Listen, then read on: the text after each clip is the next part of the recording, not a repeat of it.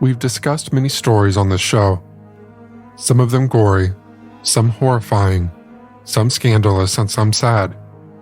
But I want to remind you that our past is not all bad.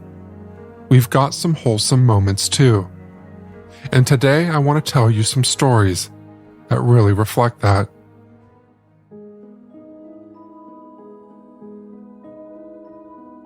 Welcome back, friend, to Hometown History, where today we're doing something a little different. Instead of one story, we're going to look at three, which echo the kindness, creativity, and community spirit that are integrated into America's culture and identity. Let's start with a story about two remarkable sisters, Mildred and Patty Hill, whose song we sing more often than any other. Yet few of us know their names. You've probably sung it yourself, the Happy Birthday song. But did you know it started with a different set of words, meant to brighten the morning of young students? Back in 1893, in a classroom in Louisville, Kentucky, Patty Hill, a pioneer in early childhood education, and her sister Mildred, a talented musician, created a rather simple song called Good Morning to All. The idea was to provide a warm, welcoming start to the day for Patty's kindergarten students. She wanted to craft songs that were suited to the magical abilities of young children, so as to enhance their educational experience through engaging, easy-to-learn melodies. It's the same tune as the Happy Birthday song, but the original lyrics were Good morning to you, good morning to you, good morning dear children, good morning to all. So the question here is, how did this classroom greeting become a birthday song? Even though the exact moment of transformation remains a bit of a mystery, local legends in Louisville suggest it might have happened during a birthday celebration at a little cabin known as the Little Loom House. Apparently at a party, someone spontaneously changed the morning greeting into a birthday wish. And just like that, a new tradition was born. Pretty soon, the song began to gain popularity in this new form. As more people heard and enjoyed this new version, it started to spread beyond the initial gathering. The catchy tune and celebratory words were easy to remember and sing, making it a perfect fit for birthday celebrations.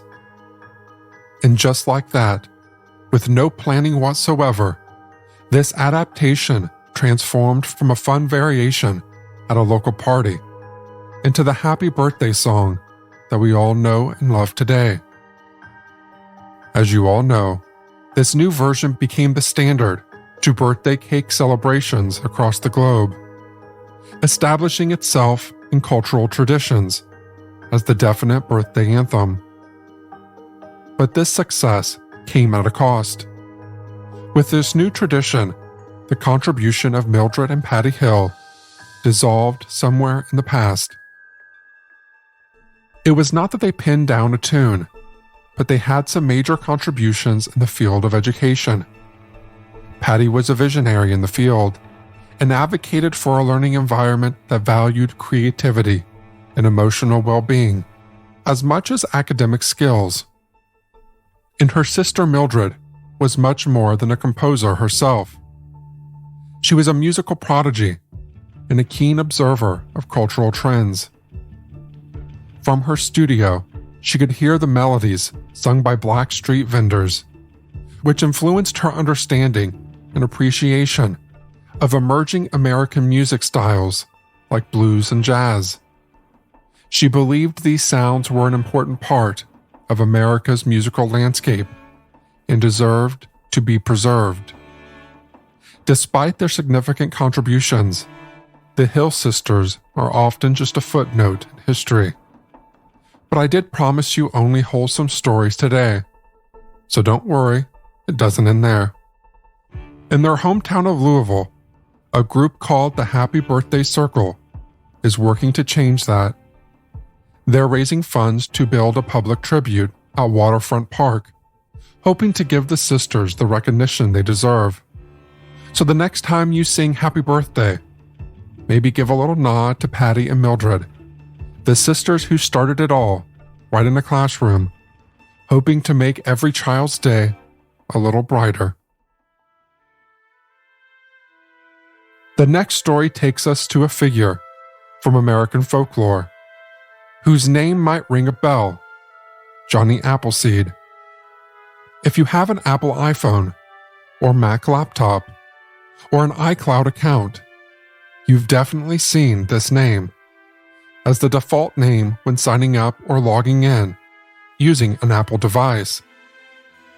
Although the story of Johnny Appleseed is often the thought of just a legend or a tall tale, there was actually a real person named John Chapman behind it, someone who left a rather enduring legacy across the American frontier with something as simple yet essential as apple trees.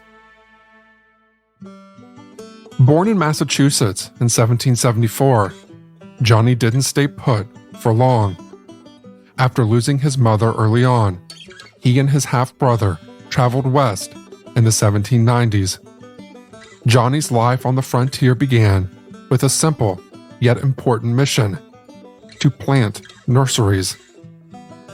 He began this mission in Pennsylvania and soon expanded into Ohio, Indiana, Illinois, and even parts of Ontario.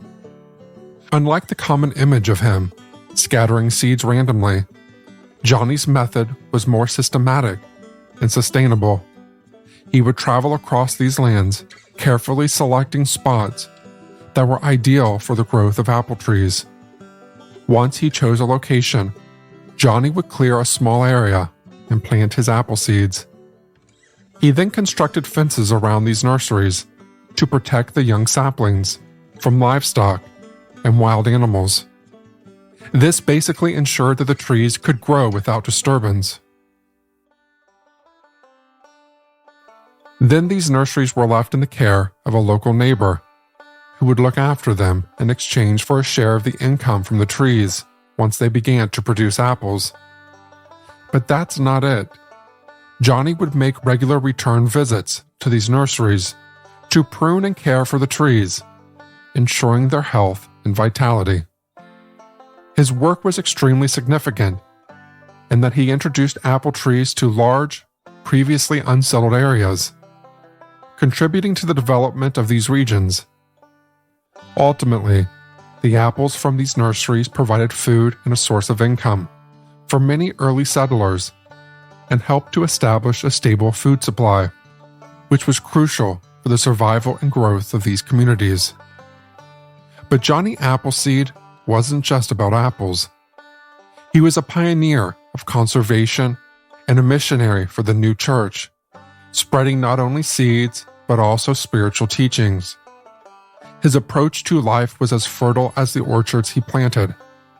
He believed in kindness, often trading tree saplings for clothing or a meal, wearing his iconic tin pot hat, and always barefoot, come rain or snow. In his personality, historian Paul Aaron said, "Chapman was actually a successful businessman. He bought many of the parcels of land on which he planted his seeds, and ultimately accumulated about 1,200 acres across 3 states. He wore pauper's clothing by choice, and not out of necessity." Kind of sounds like another visionary we know, right? Someone very close to apples, too. With that image in mind, Johnny's travels and the stories he left behind turned him into a legend. You can imagine him walking into a town, a known figure with his sack of apple seeds, ready to preach or plant as the moment required. He was a friend to all, human and animal alike. And with a legacy that vast, he deserves to be known. And that is where Apple Incorporated comes in. In today's digital age, Johnny's spirit lives on, Intriguingly enough, through something as simple as a placeholder name in tech demos, John Appleseed. It's Apple's subtle nod to a nurseryman who left a lasting mark on America's history. The idea is that every time you see that name, you remember Johnny Appleseed, the man who planted hope across America, one apple at a time. As we delve into the corridors of history, let's not forget our faithful companions, whose health is paramount. Why are so many dogs suffering from health issues? Actress Katherine Heigl, who's helped save over 16,000 dogs through her foundation, says that she is seeing more issues with dogs' joints, odors, and health than ever before. And after doing a ton of research, she feels there's one place we can look to support any dog's health: their food. So she decided to create something she could actually feel good about feeding her dogs. It's called Superfood Complete. Superfood Complete is made with over 30 of the healthiest ingredients on the planet, including several superfoods vital to your dog's health. Badlands Ranch also supports the Jason Dubas Heigl Foundation, which also helped rescue thousands of dogs and place them in loving homes. My own journey with Badlands Pets has been enlightening. Seeing my dog thrive on Superfood Complete fills me with joy, knowing that I'm providing him with the best nutrition possible. Go to badlandsranch.com/hometown and order right now to get up to 50% off your regular priced order with a 90-day money-back guarantee. If you want your dog to experience all these incredible things, go to BADLANDS ranch.com/hometown today. And now, the last story is about one of America's most iconic symbols, the Statue of Liberty.